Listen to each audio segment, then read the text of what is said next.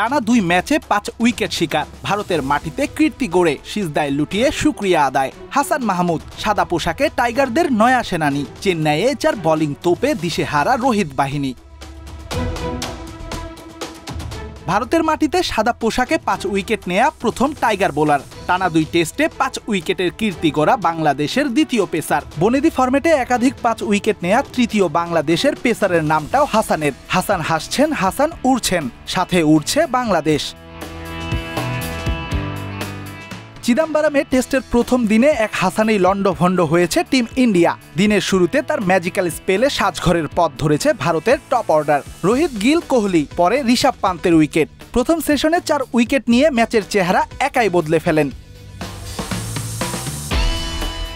দিনের শুরুটা স্বপ্নের মতো হলেও প্রথম দিনে আর পাননি উইকেটের দেখা। আশ্বিন জাদেজার অনবদ্য পার্টনারশিপে আবারও ম্যাচে ফেরে ইন্ডিয়া। ফাইফার না পাওয়ার আক্ষেপ নিয়েই দিন শেষ করেন এই তরুণ পেসার। দ্বিতীয় দিনে বদলে যায় ম্যাচের চিত্র। তাসকিনের হাত ধরে নতুন দিনে টাইগাররা পায় প্রথম সাফল্য। দারুণ এক বাউন্সারে জাদেজার উইকেট নেন ঢাকা এক্সপ্রেস। পরের 2 উইকেটটাও তুলে নেন ওই তাসকিন আহমেদ।